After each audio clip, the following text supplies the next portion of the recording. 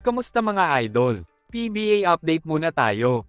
Questionableng paglipat ni David Murrell sa Barangay Ginebra, binatikos ng madaming netizens.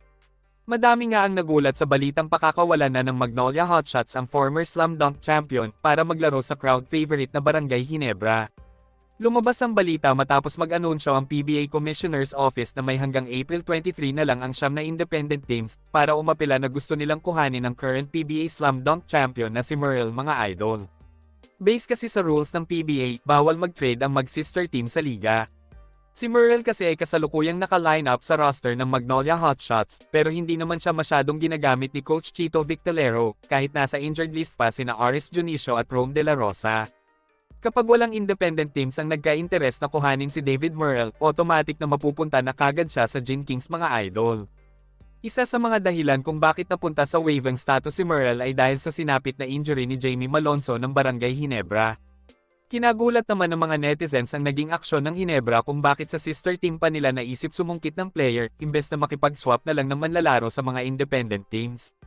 Bagamat hindi naman isang superstar itong si Murrell para pagkaguluhan ng mga PBA teams, hindi naman natutuwa ang mga PBA fans dahil inaabuso ng SMC ang batas ng liga na bawal mag-swap ng player ang dalawang sister team. Umani na naman tuloy ng batikos ang liga, lalo na si Commissioner Willie Marshall dahil pinapayagan niya naman kaagad ang mga ganitong klaseng transaksyon ng mga SMC teams kahit alam niyang makakasama ito sa liga. Madami naman ang nagtatanong, matuloy pa kaya ang pagbabalik ni Arvin Tolentino sa Ginebra, gayong nakuha na nila ang bench player na si David Murrell. Ayon sa source, may posibilidad na matuloy pa din ang trade na ito kapag nalaglag na ang Northport sa playoff contention ng All-Filipino Cup. Unti-unti na kasing bumubulusok papunta sa ilalim ng team standing ang Northport na ngayon ay may 3-game losing streak na.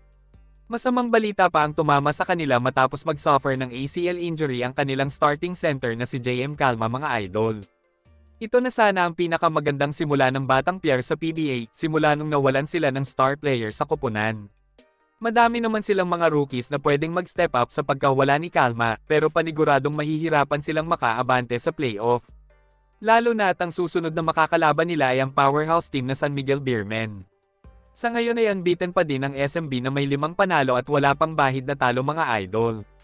Inaasahan naman ng mga PBA fans na madedepensahan ng Beermen ang korona sa All-Filipino Cup dahil nagsibalikan na mula sa injury sina Vic Manuel at Terence Romeo.